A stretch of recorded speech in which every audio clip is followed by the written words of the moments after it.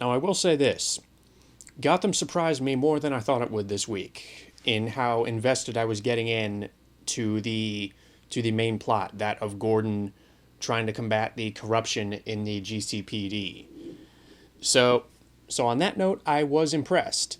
On other notes, then it was just the kind of same old, just complete lack of any emotional investment or dramatic tension. Now, I'll get to that in a second, but basically the storyline around this is Flash, the cop, the corrupt cop that Gordon put away or thought he put away a few episodes back, has been released and he is being promoted. So so Gordon goes to the captain, and then he goes to the Commissioner Loeb, who shows him a video of Bullock basically recording a video saying I falsified evidence, I bore false witness to to convict Arnold Flass. So Gordon goes to Bullock and he's like, "What the heck? What are you doing?" And Bullock basically says, "You think you're the only cop who had to go out and shoot someone to prove their worth? I mean, everyone has a Cobblepot, hence the title of the episode."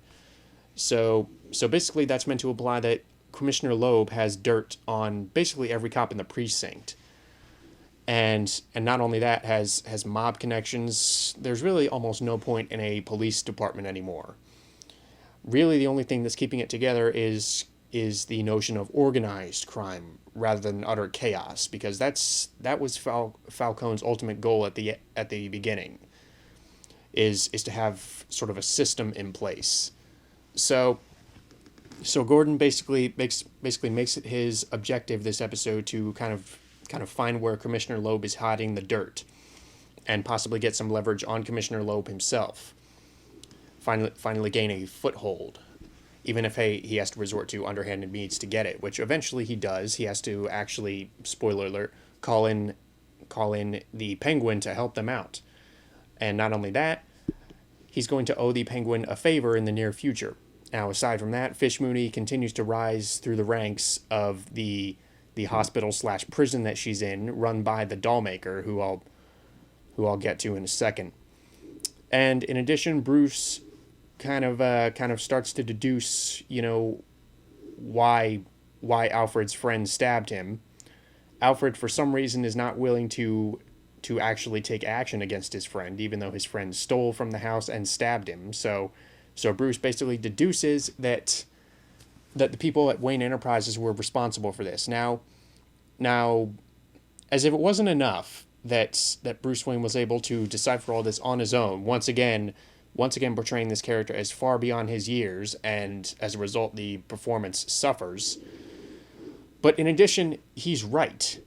That's what kills me, and that's actually one of the only things that I didn't like about the storyline at Wayne Manor in the previous episode, is that they had to tie it back to Wayne Enterprises and had to paint the executives at Wayne Enterprises with this very broad brushstroke of, the forces of evil and just another corrupt section of Gotham. So and also, why couldn't Alfred's old friend Reggie just have been some guy who's fallen on hard times? I mean, doesn't anyone believe in coincidences or just circumstance anymore? Everything has to be connected. And I realize if you do that, then you run the risk of it becoming a mess. But even so, it's a lot to swallow, and it just seemed a little hokey. It just seemed contrived to me.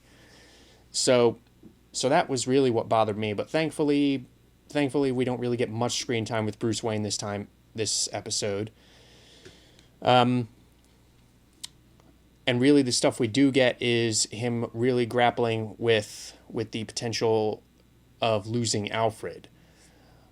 Granted, there's not really a whole lot of that, considering we only get like 2 scenes with him, but I'll take what I can get. And Fish Mooney, everything that's going on with Fish Mooney and that random unidentified prison that she's in, I wish I cared, but I don't.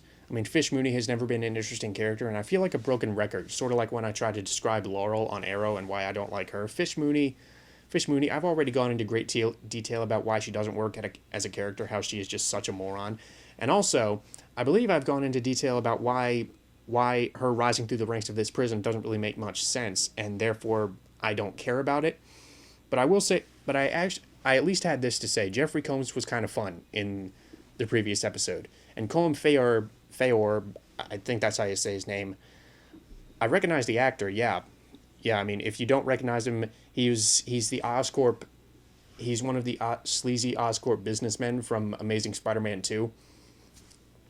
And in addition, I believe he played the leader of the Frost Giants in the first Thor movie, but, I digress. He plays the doll maker in this one. Except what kind of killed me is that his name, he introduces himself as, such and such, and his last name is Dolmaher.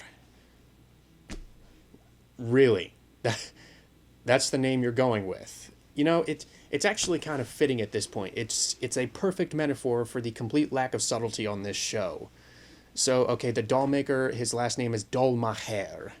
It's sort of like, I have to assume it's sort of the same mindset that the new Fantastic Four movie is going for, like Damashev. Or actually, no, I take that back.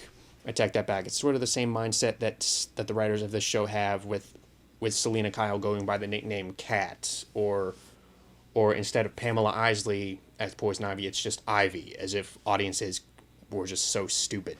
So that was kind of dumb, but Colm Feore, he does a good job with what he's given. He's not really hammy. He just seems kind of nice. I actually kind of like this guy's performance because he seems nice, but at the same time, there's something off about this guy. He's a little bit too polite. And the fact that he is approaching this very gruesome subject matter with such regality, or not regality, but such, like I said, politeness, is actually kind of works towards his benefit, and he could potentially be a fun character in the future. However, of course, this episode had to destroy something that the last episode set up, which was Jeffrey Combs. Jeffrey Combs is just utterly wasted in this episode. Granted, it was kind of a creepy visual, I grant you that, of his character essentially being experimented on for failing the doll maker. He kind of tries to raise his arm, and it's a female arm.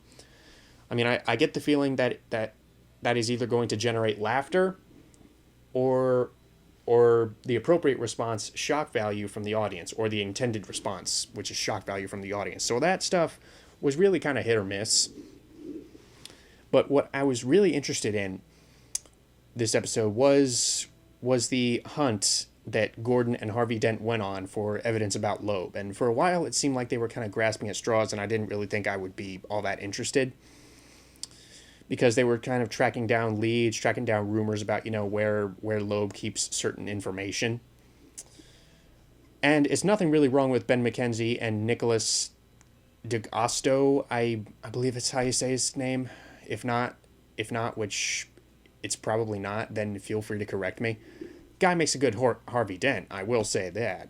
But once Bullock showed up, and once Gordon actually went to make a deal with the Penguin, that's where it started getting interesting.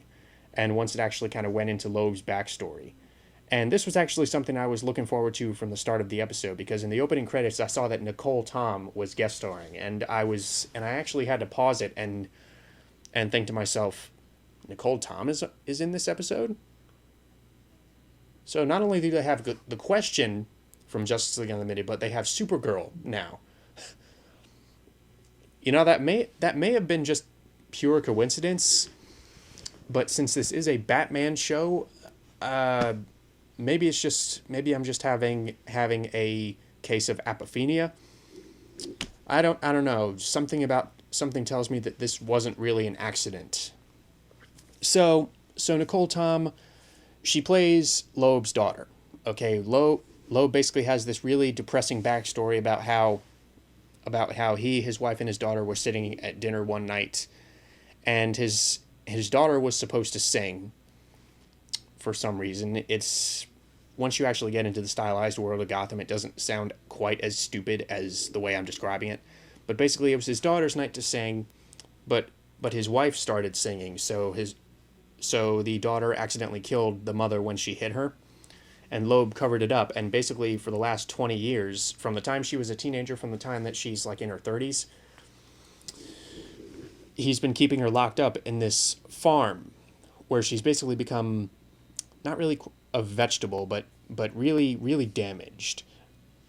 on top of probably already being damaged. So she's now played by Nicole Tom, and this was a performance that I could not take my eyes off of, because Nicole Tom, if you've seen any of her prior performances or heard her as Supergirl, you know that she has this very kind of wholesome, friendly, almost not really valley girl, but very, very innocent sounding voice. And then all of a sudden to see her just embrace this very psychologically unhinged performance, very emotionally infantile, was actually something to behold. And props to Nicole Tom. She gave a great performance in this one.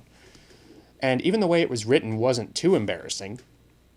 The way it was written, how she sort of compared catching and killing these birds to make necklaces of bones to actually killing her mother, how that may have been sort of a remnant of how her having some sick enjoyment of killing her mother.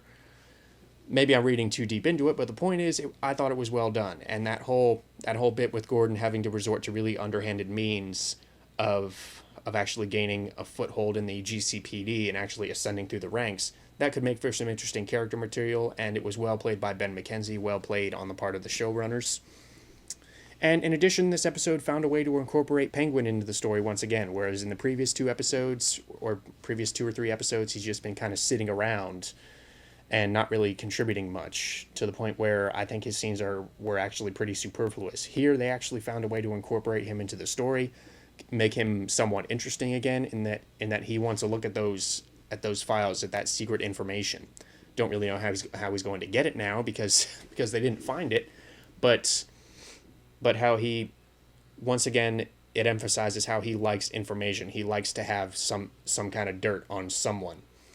He likes to have leverage on people. So yeah, from all of these different perspectives, I actually thought this episode was well done. But again, some of the recurring problems of this show, namely Fish Mooney and Bruce Wayne, not to mention the occasional lack of subtlety, I think really hold it back. But as it stands, this was a strong episode. I enjoyed myself more than I thought I would. So on that note, I will see Gotham again when it comes back in April. Good. Wow.